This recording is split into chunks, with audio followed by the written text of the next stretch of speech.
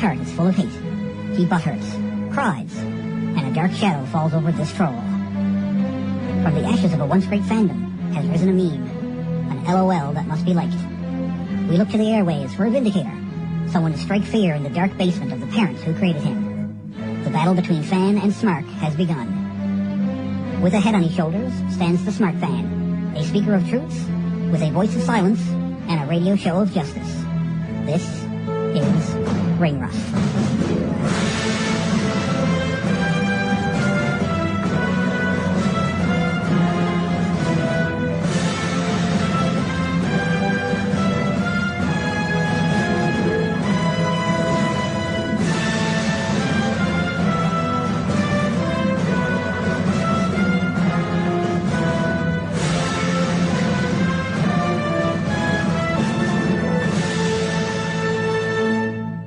Going right into the Survivor Series review from this past Sunday on the WWE Network, and that was from the Phillips Arena in Atlanta, Georgia. I don't think the Phillips Arena is on Bad Street. Bad Street, Atlanta, GA. Oh my God, I should play that. Because it's in Atlanta. It's in, yeah, okay. I don't know, I might. I'll probably forget in 5 minutes. So, first off, here's the thing. They said they were going to do one Survivor Series, a 5-on-5 Survivor Series match, and didn't bother telling us who was going to be in it. So it's like, okay, that's how seriously you take the 5-on-5 Survivor Series match, traditional to the pay-per-view by that same name. But then again, how many Hell in a Cell matches do they have at Hell in a Cell, and how many, do they still do a Fatal 4-Way? I don't know. How many TLC matches? At least TLC, they have somewhat reasonable. They can do a tables match, and they can do a chairs match, and they can do ladders. So a ladder match. So, and of course the TLC. They can reasonably break that up, and it's not so bad. It's like a chairs match. Okay, at least it's not a stairs match. Thank God they only did that once. Anyway, but hey, we're all still watching, so they're obviously not doing too much badly, because we wouldn't be watching if they were. So anyway, the first match is from the pre-show, is a 5-on-5 traditional Survivor Series elimination tag match, which I assumed was the Survivor Series tag match, because they only said they were going to do one. They never mentioned, I don't think, at any point in time they're going to do another one during the pre-show. I don't know. Feel free to correct me if I'm mistaken. I was watching it at a friend's house with 5, I think, other people, 4 or 5. Most from local wrestling. And a guy I didn't really know, but he works at a pizza place, so we went to the pizza place and got some pizza, and then we had pizza. So, and I got it on my swanky Ring Rust hockey jersey, and it's like, oh, come on. Enough on that. So, so we got it was Goldust, the Dudley Boys, Bubba Ray and Devon, Neville, and Titus O'Neil versus Cosmic Wasteland, Stardust, Connor, and Victor, and The Miz and Bo Dallas. So, team thrown together good guys versus team thrown together bad guys. Well, at least it's kind of, well, at least there's 3 who have a direct connection in the bad guy team, I guess. Titus O'Neil just stuck out like a sore thumb. And I actually posted to Twitter and Facebook, funny, Darren Young looks just like Goldust. Because he was the last one out for that team, right? He was the last one coming out for that team. It's like, oh, Goldust. I just assumed when I heard, millions of, whatever their theme song is called, that it would be to both of them. But apparently Darren Young is off doing other things, so, oh well. What can you do? Except maybe experience a little bit of gold lust. You're listening to Ring Rust Redux on Gerbranology TV. This is Fanboy Mark Jabroni. You're listening to Ring Rust. Oh, not a 3.5 CHMR-FM. So, back to Survivor Series preview. The first official match for the pay-per-view, and I honestly thought they were going to break up these next 2 matches as much as possible. Well, not as much as possible, but we'll say 8. We'll get to that. Well, I guess 7, not including the pre-show. So there were 7 matches. They could have done 1 match first and then the second match fourth. I guess. I don't know. I guess it still makes sense to do them one after the other because it gives the 2 winner's the most maximum amount of time to rest, I suppose. It makes sense. It just, I personally would have preferred they do it, at least put one match between the two of them. I don't know. What do I know? Roman Reigns defeated Alberto Del Rio with Zeb Coulter in his corner in the WWE World Heavyweight Championship tournament semifinal match. So that meant he was moving on to face either Dean Ambrose or Kevin Owens in the finals for the championship. And if you didn't see it, or if you haven't heard yet, we'll see. Okay, anyway. So, assuming you actually know how the pay-per-view ended, and I'm guessing you probably do, because you're on the internet. And the internet's very bad at keeping secrets, as it turns out. So, you're listening to Ring Rust Redux on Gerbranology TV. So, next up for Survivor Series from this past Sunday on the WWE Network from the Philips Arena.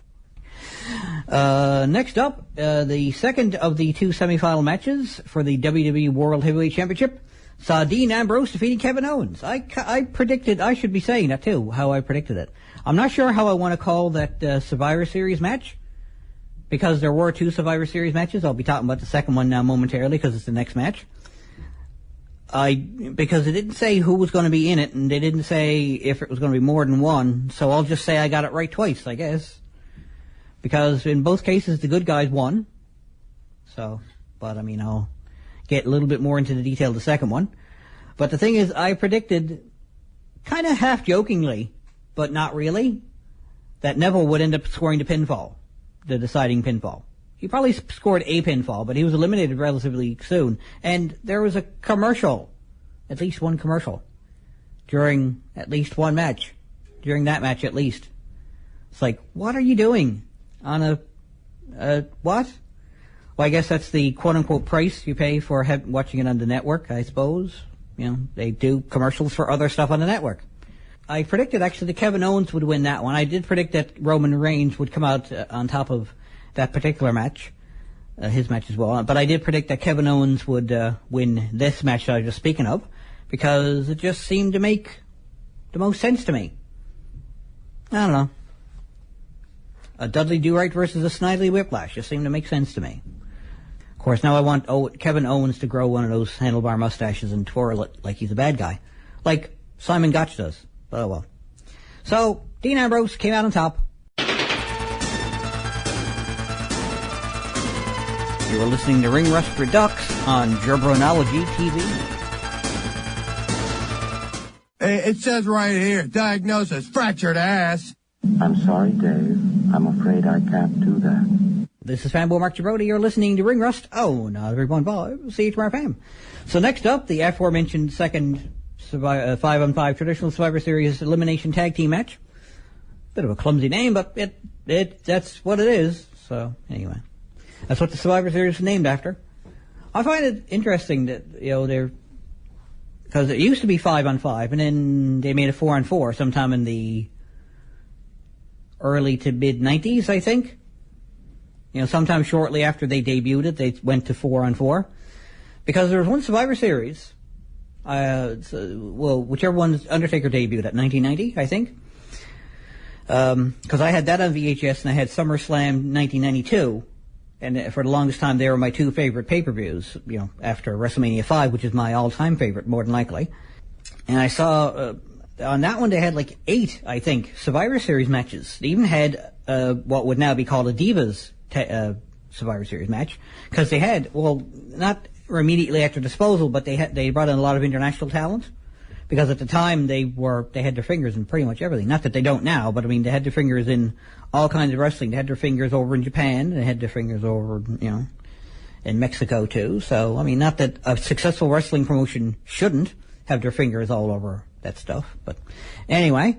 So, Ryback, the Usos, Jimmy and Jay, and the Lucha Dragons, Kalisto and Sin Cara, defeated the New Day, Big E, Langston, Kofi Kingston, and Xavier Woods, Sheamus, and King Barrett.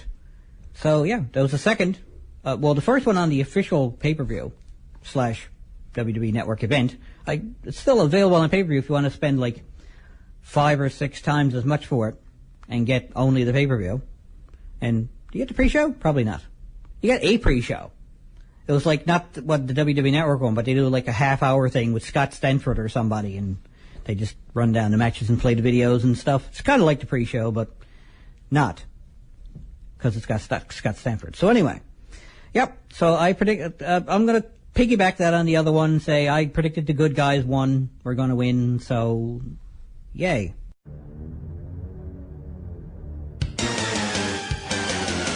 You are listening to Ring Rust Redux on Jabronology TV. Next up for the Survivor Series pay-per-view / WWE live event from this past Sunday at the Phillips Arena in Bad Street, Atlanta, GA. Is it actually from Atlanta? Yes. I just want to make sure I'm not making too big of a fool of myself. I don't mind making somewhat of a fool, but anyway. So, we have the Divas Championship match, which saw Charlotte defeating Paige by submission. So, also, one of the things that it'll be interesting to see if WWE acknowledges WWE Divas Champion Charlotte's non-title loss to Brie Bella on this week's WWE main event, available now on Hulu. Brie won after Paige made her way to ringside and distracted the champ. So, it'll be interesting if they acknowledge that.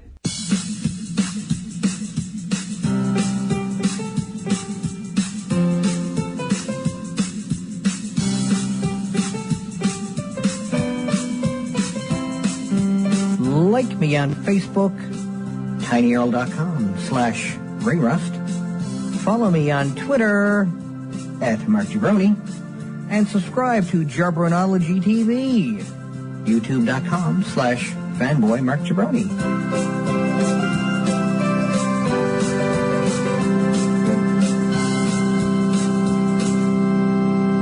So the next match for the pay-per-view, Tyler Breeze, with Summer Rae in his corner, defeated Dolph Ziggler in just a regular match. Wasn't really for anything, I don't think. They're just starting a feud, and we'll see how far it goes and if it goes. And well, I guess when it comes to who lost that match, I guess Tyler Breeze would look at Dolph Ziggler and say, "Better you than me."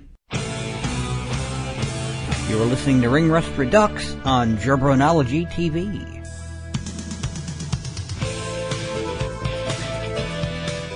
Be like that then. This is Fanboy Mark Jabroni. You are listening to Ring Rust on 3.5 CHMR-FM. The Brothers of Destruction, The Undertaker and Kane, defeated the Wyatt family, Bray Wyatt and Luke Harper, with Braun Strowman and Eric Rowan in their corner. Interesting how they just transitioned Eric Rowan into there. It's like, hey, look, it's Eric Rowan. Yeah, I'm back. Okay, good enough then. He wasn't really doing much in this as a singles wrestler. He's just as well. It's just as well for him to be there anyway. So why not?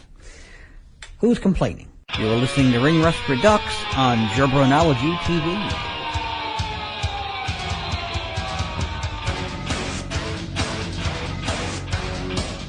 Marge, it takes two to lie, one to lie, and one to listen. What does that mean? Ow, pointy! Uh-oh, moving! You slimy. No! Woohoo! Go up! Yeah. Anyway, so this is Fanboy Mark Jabroni. You are listening to Ring Rust. 3.5 CHMR-FM. So we got one match left. The finals for the WWE World Heavyweight Championship. And it saw Roman Reigns defeating Dean Ambrose in about 9 minutes. So not too long a match, but, it's still a decent length match, I think. It showcased both guys coming off strong. And hang on, wait a minute. What's this? Isn't that Mr. Money in the Bank, Sheamus, coming to cash in on Roman Reigns as he's laying there celebrating?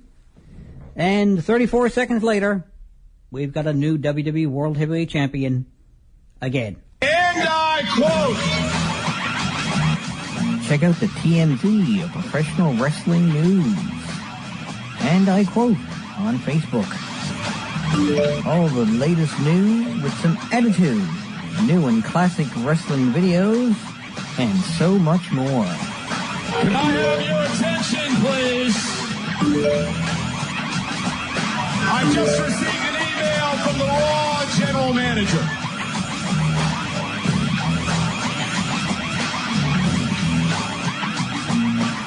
This is Fanboy Mark Jabroni. You are listening to Ring Rust. 3.5 CHMR-FM. So we got one last bit of news left for, the show's over, and then it's on to the... okay, Boomer Spank. When the gimmick becomes real. WWE Hall of Famer Mick Foley is on the verge of becoming a former WWE fan because he can't stand how his favorite wrestlers are portrayed on TV. So in other words, Mick Foley has joined the internet wrestling community in crying about his favorite wrestlers not being used properly. Rather than go into it, you can check out the story yourself by going over to the CHMR's Ring Rust Facebook page. Click on like if you haven't already, and scroll on down. It'll take a while. That's the most pertinent bit of news. I mean, I just wanted to end with something somewhat pertinent, somewhat funny. So that's what I ended with. So...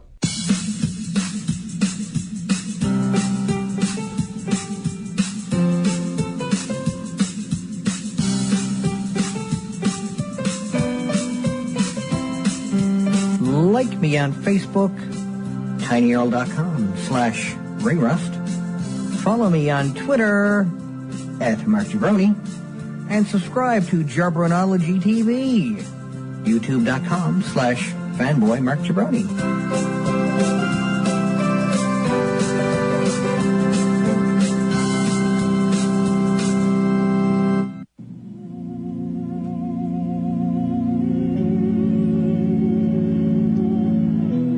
That's it for another show, kiddies. Check me out on Facebook, where you can keep track of all the news that's right on the mark, from around ringside to the latest concerts. See you at the shows. Later days.